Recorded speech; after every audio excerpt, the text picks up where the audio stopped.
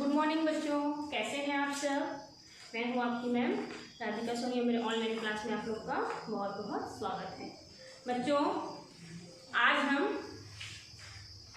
आप लोग का पार्ट 1 है ना, अमर शहीदों का चारण, इसे हम स्टार्ट करते हैं। सब बच्चों ने अपनी अपनी पुस्तक निकाल ली। देखिए आप लोग का ये पहला पार्ट है ना। क्या है पार्ट? मैं अमर शहीदों का चारण, है ना। और इसके कवि कौन है? श्री कृष्ण सरल जी हैं। कौन है इनके कवि? श्री कृष्ण सरल जी।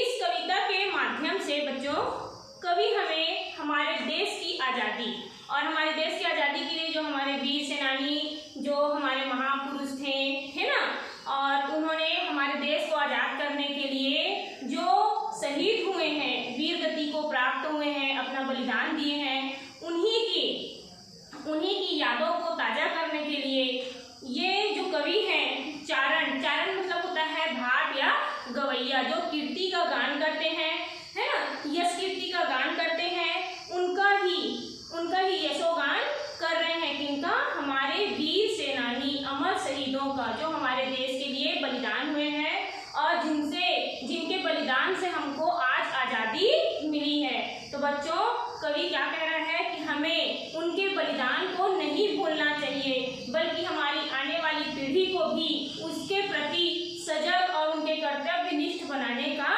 हमें संकल्प लेना चाहिए। हमें अपने बच्चों को भी समय समय पर याद दिलाते रहना चाहिए, उन्हें हमारे वीर सेनानियों के बारे में उनकी कहानी गाथा हमें सुनाते रहना चाहिए। ठीक है बच्चों, तो चलिए हम शुरू करते हैं। हमारा आज का अपना पहला चैप्टर है मैं अमर शहीदों का चारण। ठीक है, मैं अमर शहीदों का चारण उनके यश गाया करता हूँ, जो कर्ज राष्ट्र ने खाया है मैं उसे चुकाया करता हूँ। तो सबसे पहले मैंने फिर से बताया, चारण मीन्स होता है भाट या गवैया, है ना, जो मुनादी करते हैं या चौराहे में जा करके गाने गाते हैं ना, उन्हीं को बोलते हैं चारण। ठीक है, तो क्या कर रहा है कवि?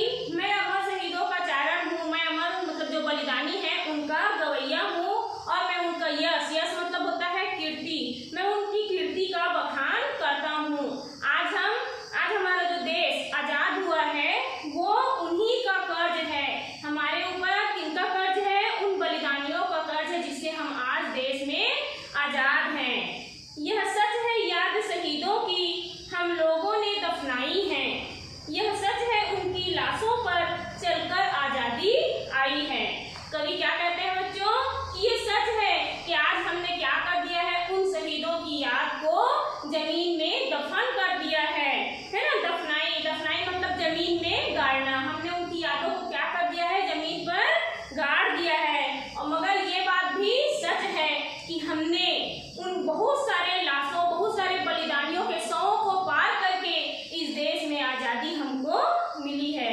ठीक है बच्चों, उन गाथाओं से सर्द खून को मैं गरमाया करता हूँ, मैं अमर शहीदों का चारण उनके यश गाया करता हूँ, उनके यश गाया करता हूँ।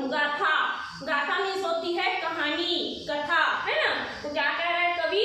जो सर्द मतलब होता है ठंडा, जो खून ठंडे हो चुके हैं, है ना, जो रक्त ठंडे हो चुके हैं, मैं उन्हें फिर से अपने गाने के माध्यम से क्या करता हूँ? उन्हें गरमाया करता हूँ, उन्हें फिर से नई जोश, नई उमंग पैदा करने का काम करता हूँ। और मैं कौन हूँ?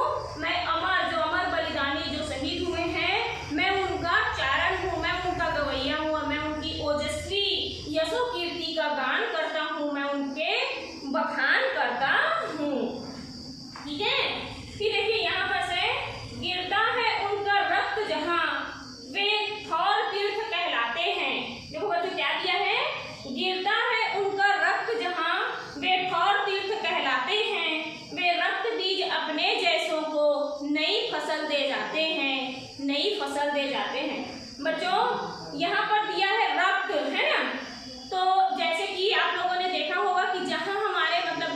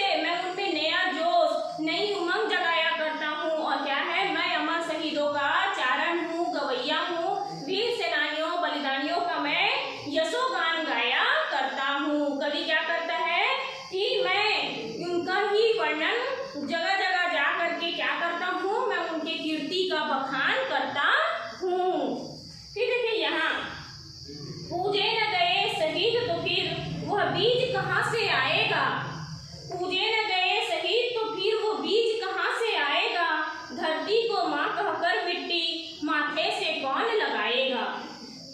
कवि क्या कहते हैं बच्चों कि अगर हम उन वीर सेनानी वे जो शहीद हुए हैं हमारे देश के लिए, अगर हमने उनको पूजना मतलब उनको याद करना, उनकी आराधना करना अगर हम भूल गए, अगर हम भूल जाते हैं तो आने वाली पीढ़ी में, आने वाली जो हमारी संतानें हैं उनमें हम ये बीज कहाँ से लाएंगे, देशभक्ति का जज्बा हम कहाँ से लाएंगे, है ना।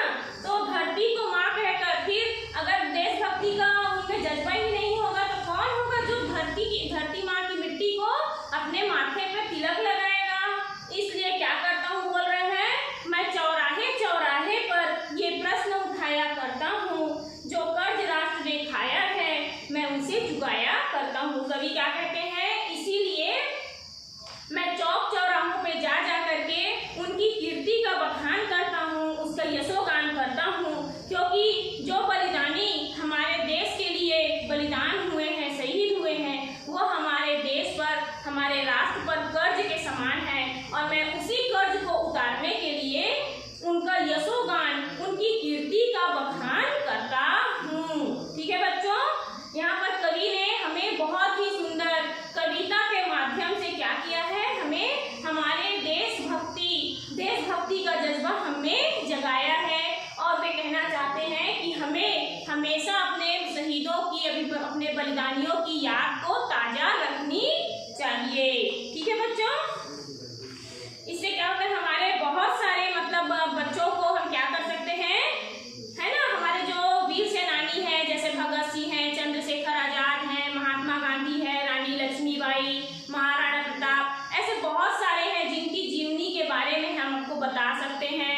और आप भी अपने मन से इनके कहानियों का, है ना, कहानी को सुनेंगे, समझेंगे, तब आप लोग को पता चलेगा कि कितना उन्होंने हमारे देश के लिए क्या किया है। ठीक है बच्चों, फिर देखिए यहाँ पर हमारे कुछ कठिन शब्दार्थ दिए हुए हैं, है ना, यहाँ पर बुक में ही है, इसे आपको खुद से करना है। ठीक है, फिर एक टिप्पणी दी हुई है, देखो यहाँ पर रक्त बीज, आपके यहाँ कविता में यहाँ पर रक्त बीज आया था बच्चों, वे रक्त बीज अपने जैसों को नई फसल दे जाते हैं, आया ना।